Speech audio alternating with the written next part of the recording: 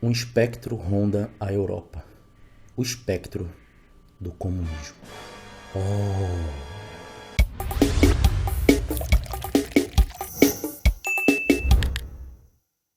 Olá pessoas, eu sou Bruno Scalise, esse aqui é o Sociologia no Tucupi e agora a gente vai retornar ao Marx, né? Para quem não assistiu, essa é a terceira aula que a gente está falando de Marx, tá? A primeira a gente falou sobre o método materialismo histórico e dialético, também falamos um pouquinho de ideologia. A segunda aula foi a análise que o Marx coloca sobre o capitalismo em si, a sociedade burguesa no caso, algumas categorias como o fetiche da mercadoria, divisão social do trabalho, mais-valia, seus desdobramentos, o fato do capitalismo tornar tudo mercadoria, enfim, assiste lá e não perde. Agora a gente vai falar sobre a proposição que o Marx vai fazer em cima do capitalismo, ou seja, a superação do capitalismo. O que você precisa entender? Você precisa entender que o Marx ele entende as entranhas do capitalismo e depois de entender as entranhas, aplicar o seu método na história, o materialismo histórico e dialético, ele entende que o movimento de queda do capitalismo é algo inevitável. Vai acontecer e é necessário. Na formulação disso que a gente considera enquanto sociedade, existem as instituições que foram criadas e o Marx ele vai se voltar muito ao Estado em si. A instituição estatal, e ele vai encontrar um grande problema na instituição estatal, que ela foi criada justamente para valorizar, salvaguardar aqueles que estão no poder. E o Estado, ele promove, na verdade, o grande utensílio que ele tem é de dividir as classes sociais, ou seja, no caso do sistema capitalista, quem é burguês continua burguês, quem é proletário continua proletário, quem é rico continua rico, quem é pobre continua pobre. E esse nível de desigualdade ele só existe por conta do Estado, ou seja, para o Marx, o Estado é um problema. Portanto, você resolve eliminando o Estado. Calma, calma, anarcocapitalistas, relaxem, fiquem tranquilos, que não tem nada a ver com vocês isso aí, tá? Mas com o anarquismo em si, no sentido mais à esquerda, digamos assim, com certeza tem.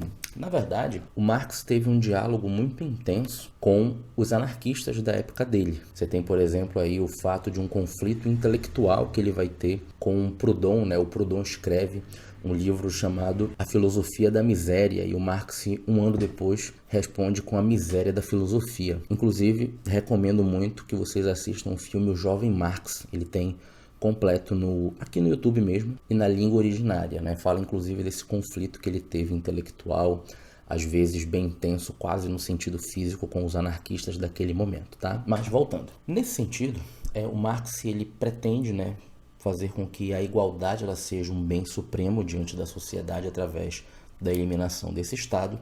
E ele conhece, por exemplo, né, a doutrina socialista. O socialismo em si ele já existia há algum tempo, você tinha grandes representantes do socialismo, como, por exemplo, Charles Fourier, Louis Blanc, Robert Owen, que pregavam exatamente aquilo que o Marx, de certa maneira, estava falando. O problema é a maneira como eles enxergavam que isso ia acontecer. Na concepção deles, isso seria possível através de acordos que teriam entre burguesia e proletariado, ou seja, aqueles que estão no poder e aqueles que não querem ficar na condição em que estavam. E é nesse sentido que o Marx e o Engels vão olhar para esse fenômeno e dizer que, bom, legal você pensar nesse nível de igualdade que os socialistas estão pensando. No entanto, a maneira como isso se desenvolveria é um verdadeiro absurdo, jamais aconteceria. Jamais aquele que está no topo exatamente da exploração, jamais aquele que está no seu campo privilegiado, ele vai querer que as pessoas que estão abaixo dele queiram chegar no seu mesmo patamar. Então, isso daí era uma ilusão, isso daí era na cabeça dos socialistas, isso daí era na imaginação deles, isso era uma utopia. Por isso que o Marx e o Engels vão entender eles como socialistas, mas socialistas utópicos, ou seja, não teria como alcançar dessa forma. Porém, o sentido de igualdade, eles acabavam concordando e eles fundaram aquilo que hoje a gente conhece como socialismo científico, ou seja, um socialismo, mas com um método possível e não um método que eles consideravam ilusório. Que método seria esse? E a gente já falou, na verdade, quando eles aplicam o materialismo histórico e dialético, eles percebem que esse motor que faz com que a história progrida é exatamente o motor que ele vai chamar de luta de classes. E aqui cabe uma comparação muito importante lá com o Augusto Comte. Lembra, o Augusto Comte entendia que o desenvolvimento, o avanço, o progresso da sociedade, ele só advém através da ordem.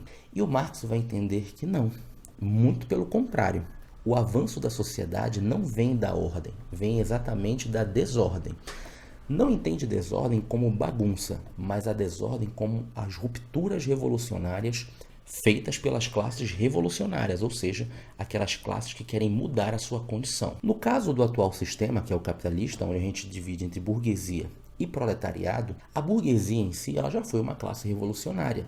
Ela já rompeu com determinado paradigma e chegou aonde gostaria. Mas agora, no capitalismo, ela é a classe dominante.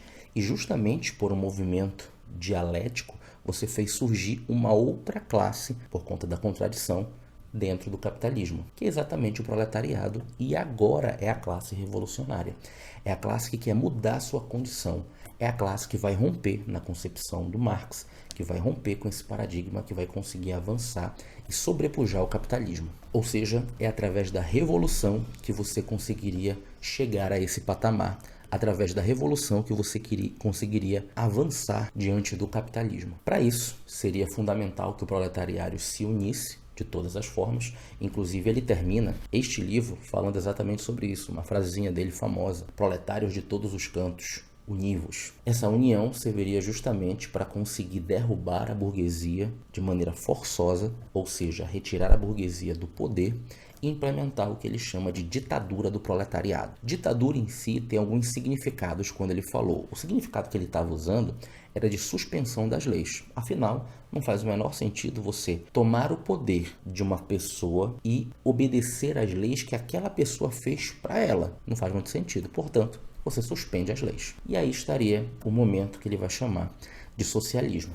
Um momento fundamental, onde ainda existe Estado, mas você conseguiria começar a planificar algumas situações, entre elas a economia, e começar a preparar para que um dia a sociedade como um todo chegasse exatamente no comunismo. E quando se chega ao comunismo, você elimina o Estado, porque nesse momento, você eliminando o Estado, você elimina as classes sociais, e aí você não teria mais patrão e empregado.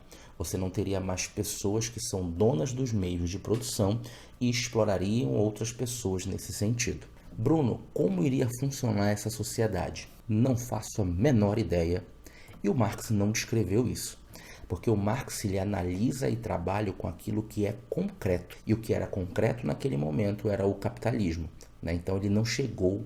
Algumas pessoas suspeitam que ele faria isso em alguns outros livros que ficaram por escritos, mas escrever exatamente como iria funcionar, isso não aconteceu. O fato é que o conjunto da obra do Marx, tanto a metodologia dele, o materialismo histórico dialético, que acaba sendo aplicado em praticamente todas as áreas das humanidades, mas a própria crítica que você tem, você começar a puxar para si, você começar a puxar cada vez mais o sentido de igualdade de uma sociedade e a própria proposição de superação que você teria aí do capitalismo. Então fica realmente muito famoso, e fica tão famoso que uma boa parte dos movimentos de esquerda do mundo acabam adotando.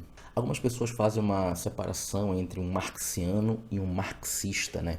O marxiano aplicaria as ideias do Marx exatamente como Marx pensou, e um marxista ele até teria a inspiração do Marx, mas acaba contribuindo por conta da situação que estaria vivendo naquele momento para um avanço da teoria. É por isso que dificilmente você não vai ter um ou outro aspecto da sua vida, por mais distante que esteja, mas não vai ter alguma contribuição por conta de algum desenvolvimento da teoria marxista. Quando você fala, por exemplo, do mínimo que você tem em termos de condições acerca do salário, do trabalho, de dignidade, de direitos humanos ou coisas nesse sentido. Então, você vai sim conseguir passar por alguma vertente em que o Marx acabou dando uma contribuição de certa forma. Mas, sem dúvida nenhuma, os maiores destaques que a gente tem foram as revoluções que acabaram acontecendo por conta desse tipo de inspiração. A mais famosa dela, a Revolução Russa de 1917, que faz com que você instaure, a partir daquele momento, uma série de outras revoluções, a União das Repúblicas Socialistas Soviéticas, que teve lá o primeiro comando relacionado ao Lenin, o mais famoso, um grande marxista, né, uma vasta produção ali. E com a morte do Lenin, você teve ali uma disputa de dois personagens muito famosos, o Stalin e o Trotsky, sendo que quem ganhou foi o estrategista, o Stalin. E logo depois da Segunda Guerra Mundial, você vai ter aquele período que você estuda em História e Geografia, aonde a gente conhece como Guerra Fria. E a Guerra Fria vai ter exatamente um movimento geopolítico muito forte por conta exatamente da posição que a União Soviética vai tomar. E aí você vai ter a divisão do mundo entre capitalismo e o socialismo. No caso do socialismo, que é exatamente o que a gente está falando agora, no caso da União Soviética, é o que acaba influenciando, você vai ter aí, por exemplo, o próprio Vietnã, você vai ter a Coreia do Norte, hoje em dia ainda famosa por ser muito fechada e ter lá o seu regime socialista. Você vai ter Cuba, né, que nos momentos de maior exaltação, as pessoas que são adoradoras da direita falam, né, vai para Cuba e tal, né? E você tem a China, que acredito que seria a experiência de maior destaque que a gente tem na atualidade por conta, né, da economia gigantesca. Eles dizem que é um comunismo de mercado, que é uma coisa meio estranha, né? Mas, sem dúvida nenhuma, aí deslancha como, né, uma economia poderosíssima, né? No caso do Brasil, o maior exportador e importador que nós temos nesse sentido. E naquele contexto que você tem de cada vez mais disseminação das ideias comunistas, socialistas, inclusive chegam no Brasil, formam um Partido Comunista Brasileiro, né, que teve aí uma grande atuação que você vai ter durante a Guerra Fria, no caso aqui no Brasil, e um cenário aí muito forte de influência. E ainda hoje você vai ter alguns partidos de maior ou menor inspiração nesse sentido marxista, mas que levam sem dúvida nenhuma aos princípios que você vai ter descrito, em especial aqui, ó, nessa pequena cartilha, né, que é uma das mais importantes, um dos documentos que o Marx mais gostou de ter elaborado, que é o Manifesto do Partido Comunista, né? E aí você vai ter essa inspiração gigantesca a partir das ideias do Marx para uma concepção política, de ação, influências gigantescas a partir desde a metodologia até a própria leitura de mundo. E sem dúvida você dificilmente vai ter algum aspecto aqui ou ali da sua vida que não vai ter algum desdobramento a partir desse tipo de contribuição. Uma das maiores críticas sociológicas que se faz na atualidade do Marx é que o Marx acreditava que ele poderia entender a totalidade da sociedade. Inclusive, para aqueles que são admiradores do marxismo, é que não se tem como você entender essa totalidade, né? A segunda pessoa que a gente vai ver na escola alemã, que é o Max Weber, vai contribuir bastante com isso.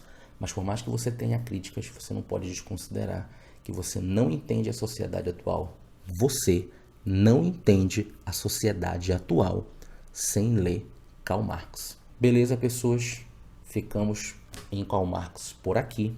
E na próxima aula vamos falar de um conterrâneo, o alemão, grande sociólogo, fundamental, Max Weber. Até a próxima. Tchau.